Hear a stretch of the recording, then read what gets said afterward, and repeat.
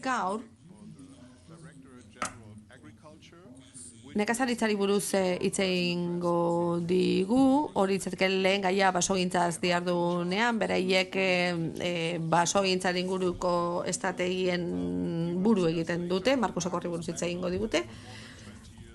Berak 20 urte baino gehiago daramatza basogintzan lanean, Europan koordinazio lanak egin ditu, ikerketa lanak ere bai, proiektu asko koordinatu ditu, Neta Induke Institutuarekin lan egin du eta jarduera ezberdinak koordinatu ditu mundu zabalean. Zurea da hitza, Markus. Eskerrik asko, Andreas, eskerrik asko sarrera edo aurkezpen politorrengatik. Lehen aldia da, hemen nagoela, eta horregatik eskerrak eman nahi dizkiot sailburu ordeari bere aurkezpenagatik, eta baita ere antolatzaileei.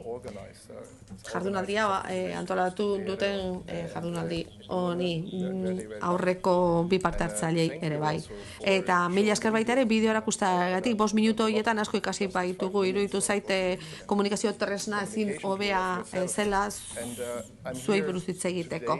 Nik Europako batzordearen izenean hitz egingo dut gaur, haren ordezkari gisa, baina baita ere nekazaritza zuzendaritzatik. Askotan DG horri buruz hitz egiten dugunean edo askotan garapenari edo garapena ahaztu egiten dugu ez ala finantzazioa eskatzen dugunean. Baina landaguneak garrantzia handia dauka gutako guztiontzat, horretaz jabetuta gaudela esango nuke. Mikrofon, okay. Okay. Microphone, okay. No, it's okay. Like this. Okay. Thanks a lot. Okay, thanks a lot. Eskerrik asko. Okay, thanks a lot. Eskerrak gure kidei. Tira. Ezin dugu ahaztu, nekazaritza eremua oso garrantzitsua da, lehen gaia da gure interesgunea. Interesatzen zaigu bioekonomia zirkularra. Hau da, erregai fosilak ordezkatu alizateko. Horretarako, bestelako lehen gaia behar ditugu. Oso gaza garrantzitsua da. Eta gaur hona etorri nahi zuen entzutera, eta zuek ulertzera. Piskat gehiago ulertzera, baina aldi berean ere, etorri naiz Europako batzordearen izenean, hango parte naiz ni, eta zuen mezua jasoko ditut gaur, eta ikusiko dugu ea etorkizunean horiek jaso ditzakegun, eta hobeto ulertu eta hobeto hartatu ditzakegun. Ni unitate batean ari naiz, ingurumenaren iraunkortasuna da, gure atala, 30 lagun ari gara lanean, eta ari gara batez ere plan estrategikoak garatzen, eta basogintza alorreko 5 kide ere baditugu gure taldean, eta beraz, gure DG Agri erakundean hainbat gai lantzen ditugu. Eta azken urteotan, itun berdeaz geroztik, kontu asko lantzen ditugu basogintzarekin lotuak. Hau da, Europar mailako basogintza lanabesak lantzen ditugu, eta horiek eragina dute zuengan noski, maila nazionalean, eskualde mailetan, eta gainera, gure garapenak geroz eta regulatiboagoak dira, geroz eta regulazio gehiago sortzen dugu, azken batzordean zuzentarau gehiago nituen, baina gaur egun regulazio gehiago dugu. Hau da, zuzenean aplikatzen dira maila nazionalean ere. Eta hori esan ondoren, nik Nelsoni eman nahi diot, eskerrak eman nahi dizkiot, ikuspegi orokorra eman digulako, eta oso hitzaldi ona izan da, eta hemen ez dago ezer berririk zuentzat, gauza ezagunak dira, hemen denok ezagutuko dituztuek albisteak, hegoaldeetan, munduko hegoaldean, albistetan entzun duzuenez, geroz eta denboraldi beroagoak bizitzen ari gara, munduaren berotze prozesua azkartzen ari da. Eta gainera badakigu, 2000 Eta 23an izan dela askogatik urterik beroena erregistroen arabera. Eta horixe gertatu da, okerrez baldin banago basoen suteekin Espainiaren kasuan. Beste leku batzuetan, baino 2 aldiz azkarrago ari gara Europan berotzen, hori kontuan izan behar dugu. Eta berotegi globalaren eragina geroz eta azkarrago iristen ari da, geroz eta azkarrago somatzen ari da, eta ikusten dugu ez bakarrik ekosistemetan, baizik eta nekazaritzan ere bai, ez dago euririk, eta geroz eta arazo gehiago dago. Eta badakigu bestalde, eszenatoki desberdinak daudela. Ez dute esaten zehatzak eta zuzenak direnak denak, baina badaude eszenatoki posible desberdinak. Eta eszenario horiek zer esaten digute? Badagoela 2,5-etik hasi 7 gradu bitarteko eszenarioak edo berotze maila desberdinak egon daitezkela. Hori da esaten digutena. Eta adibidez, Finlandian, azken neguetan, ez dira izan oso hotzak eta elur asko egon da. Hori erronka handia da basogintzaren kudeaketarako. Izan ere, gu kudeaketan ari gara eta ondorioz, gertaera hauen ondorioz, lurzoruak ez daude egonkor. Eta hori pentsatu behar dugu, nola kudeatu iparraldean, basoa ere.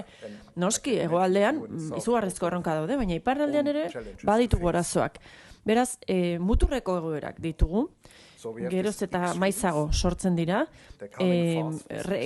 bero errekorrak ditugu, geroz eta sarriago, lehorteak ere bai, insektu agerraldiak, eurite gogorrak ere badaude, azken joan den astean Valentzian uste gertatu zela, hilabeteetan inolako euririk izan gabe egon dira, eta bapatean eurite izugarria. Eta gero elurteak ere izan ditugu beste eremu batzuetan lehen aipatu da bezala. Eta zer gertatzen da? Hau, jendearentzat kalte bat da. Hau da, jendeak gaizki pasatzen du beroarekin, hori hasteko. Beraz, gu gara arazoa, baina gu gara irten bidea ere. Eta beraz zerbait egin dezakegu. Nola erantzun honen aurrean? Hainbat erronka ditugu Europan. Basoen zati handi bat zaurgarria da. Hori ikusten dugu, zonalde zabalak daude Alemanian adibidez, eta beste eskualde batzuetan ere bai. Duela 10 urte, ikusten genituen arazoak, baina gaur egun hondartzetan ere ikusten ditugu arazoak. Eta nahiko beldur ematen du egoera honek. Eta gainera, beharrezkoa da erabaki bat hartzea, hau da, basoak nola kudeatu? Izan ere, informazioaren parte bat falta zaigu. Guk ez dakigu klima nolako izango den. Baso ekosistemak nola garatuko diren klima honekin. Ez dakigu zer gertatuko den. Ez dakigu klima nola garatuko den.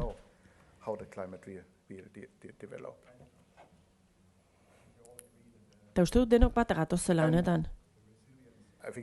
Basoen erresilientzia benetan gure helburua izan behar da. Hori lortu behar dugu. Eta gainera, basoen kudeaketa aktibo bat behar dugu. Izan ere, lagundu egin behar diogu basoari erresilienteagoa izan dadin. Beharrezkoa da, berreskuratzea, leheneratzea, eta kudeaketa jardunbideak jartzea martxan, basoak egokitu daitezen klimara. Eta hobeto egokitzeko gaitasuna izan dezaten. Beraz, Europako basoak, kontuan izan behar dugu gainera, era guztietakoak dira, eta ezagutzen dituzue dagoeneko, ez dut sakondu beharrik, baina ikuspegi ekologiko batetik hori interesgarria da, eta jabetzaren egituraren aldetik hori kudeaketarako erronka bat da. Kasu batzuetan, Europako zati batzuetan, estatuarenak dira, lurralde asko, baso asko, baina beste leku batzuetan jabe partikularrenak dira, eta honek zailtzen du kudeaketa. Denok bat gatoz, segurazko, erronka garrantzitsuak ditugu aurrez aurre, eta tokiko egoeretara egokitutako soluzioak behar ditugu. Eta zuek hor garrantzitsuak zarete basogintzako espezialistak, zuek dakizuen nola kudeatu leku bakoitzeko basoak, eta ezagutza hori garrantzitsua da. Alderdi lokal hori benetan garrantzitsua izan behar da, eta erdigunean jarri behar dugu. Eta gero egia esan dezagun. Iruditzen zait, ez dago soluzio bakar bat baso guztietarako, ez dago oso tamaina eta era ezberdinetako basoak ditugulako. Bestalde, evidentzian oinarrituta jokatu behar dugu, eta kontrolatu egin behar dugu gertatzen dena.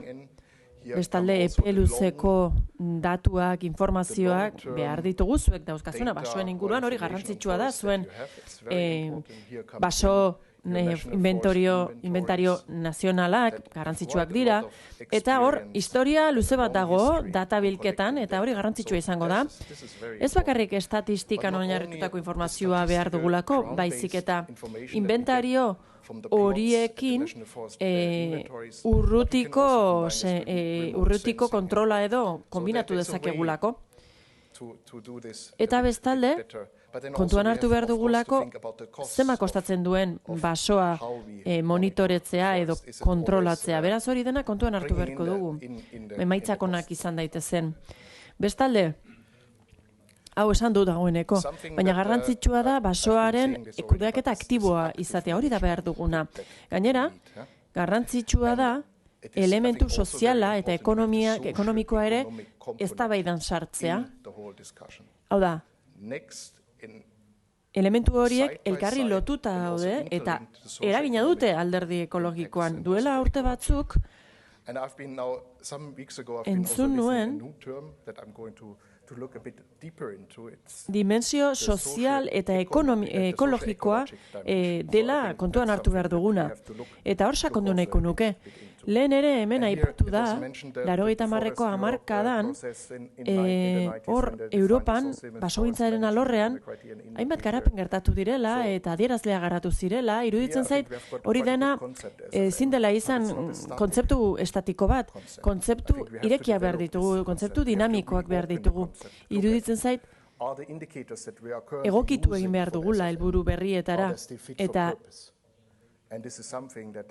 zuetako batzuek Forest Europe erakundean egon zarete, parte izan zarete, iruditzen zait erakunde ona dela eta eredu bat dela.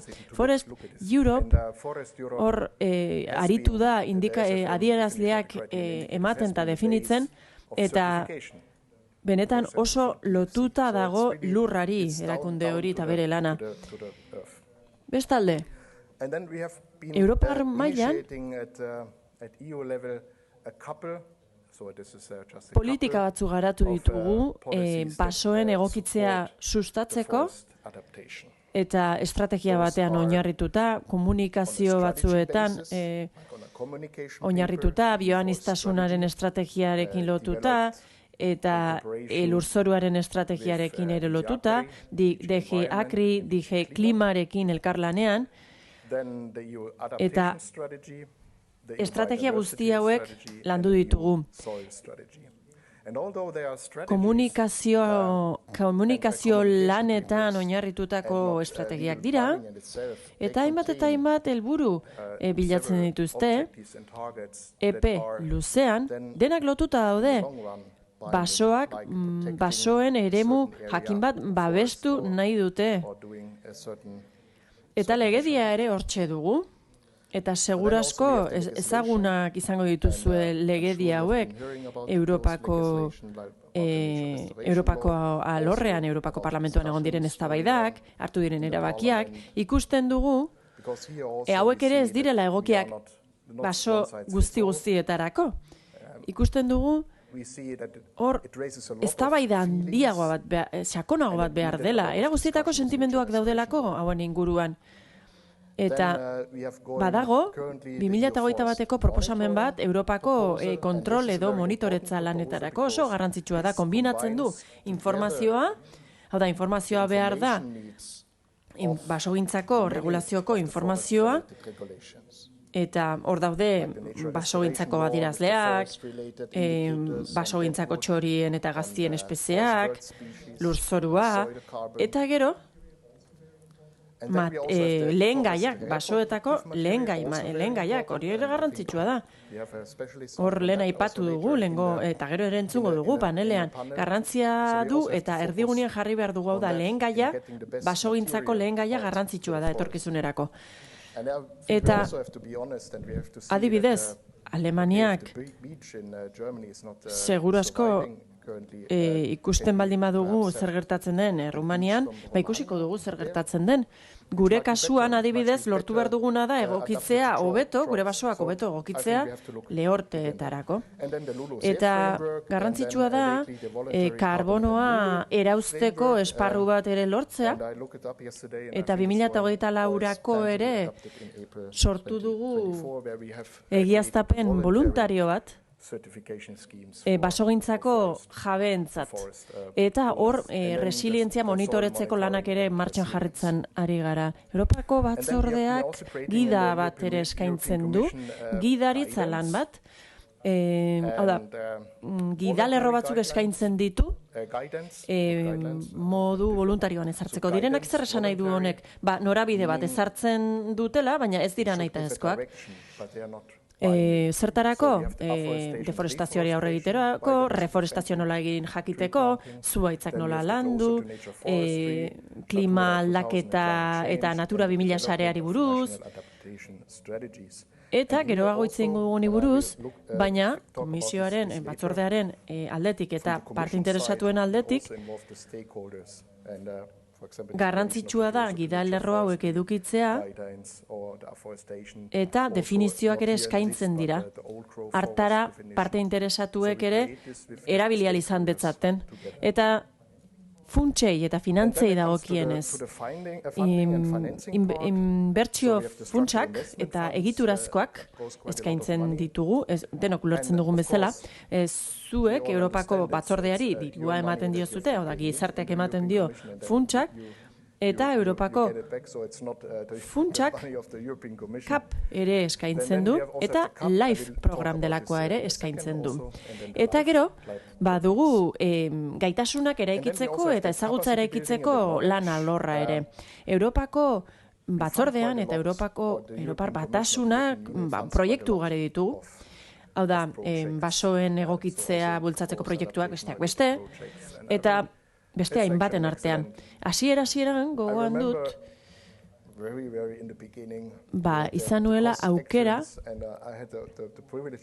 lehen saioetako batean egoteko, eta ikasle gazte bat nintzen, entzuten egon nintzen, han zeuden gizon emakoak entzun dituen, eta aipatzen zuten funtsak daudela, eta zaila dela funtsak lortzea, eta gaur egun Europar batasunean 2020ko Horizon horretan, badira funtsak eta iruditzen zait interesgarria dela gure baliabideak hobeto erabiltzea, eta komunikazioaren aldetik ere emaitza komunikatu behar dituzu, hobeto komunikatu behar ditugu. Hori erronka oso garrantzitsu bat da, badakit duela denbora bat hori etzela erronka garrantzitsu bat guretzat, baina emaitza ezin da izan 500 orriko txosten bat. Horrek ez du funtzionatzen. Realitatea zein da? Adibidez, ni neuk hartzen baldin badut txosten bat basogintzarekin lotutakoa, honenean ere 2 egun dauzkate erantzuteko eta komentarioak egiteko, eta gehiegi da. Hau da, proiektuaren emaitzak modu horretan ekartzen baldin badizkiate ezin dut dena jaso. Eta laburpen bat egitea erabilgarria da, baina nik beste modu batean behar dut emaitza jakitea, hori ondo baloratu ahal izateko. Hori garrantzitsua da. Bestalde, hor parte interesatuen plataformak ere hortxe daude, iruditzen zait batzordean lan garrantzitsua egiten dugula, bilerak antolatzen ditugu, forumak antolatzen ditugu, beste forum batzuk egiten ditugu, adibidez klimaren batzordea, han eztabaidatzen ditugu klimarekin lotutako afera guztiak, eta Europako mailan eztabaida oso ona dugu eta sakona basogintzaren inguruan. Entzuten zaituztegu eta ulertzen zaituztegu. Bestalde, azkenik, finantza laguntzari buruz ere hitz egin nahiko nuke, DG Agri dugu batzordean, eta guk badugu lotura estrategia jakin batzuekin, eta iruditzen zait finantzetan badugula, kap horren azpian badugu parte garrantzitsu bat guk gure eskuetan. Bestalde, aforestazioa, egurra sortzea, bestalde, sistema agro-basogintzakoak berriztu eta bersortzeko estrategiak sortzea, beste helburu bat da prebentzioa lantzea, basoen kaltea eragozteko, hori oso garrantzitsua da, bestalde hondamendietarako eta desastre naturalak eragozteko, saiesteko eta suteak saiesteko estrategiak. Hori garrantzitsua da, ez dut asko sakondu hortan, baina dakidanez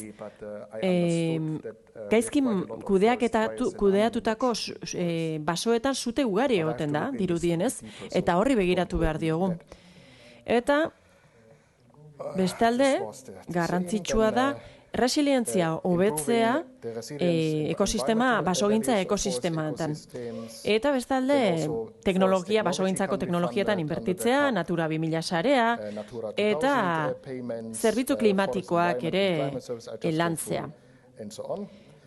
Ez dut hau sakonean ikusi dezazuen espero, noski, baina nire kideak ere esan zuen, 25 urtez Europako batzordean egon ondoren, deitzen diogu basogintzako belezarra deitzen diogu, jubilatzeko puntuan dago. Eta iruditzen zait oso garrantzitsua dela, dokumentu hauetan jasotzen dena, plangintze jasotzen dutena, sekzioek, txostenek, eta hemen ikusten duguna da, zer gertatu den, bereziki garrantzitsua da baso zuten prebentzioa hobetzea.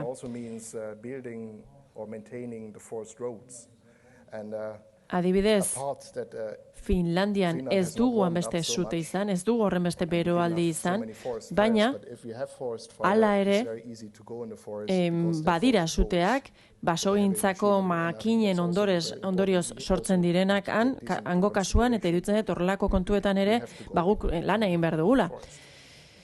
Beraz, orain arte esan dizuet zer hartu dugun kontuan, orain arte, eta mendik aurrera, eztabaidarako kontuak aipatuko ditu gehiago.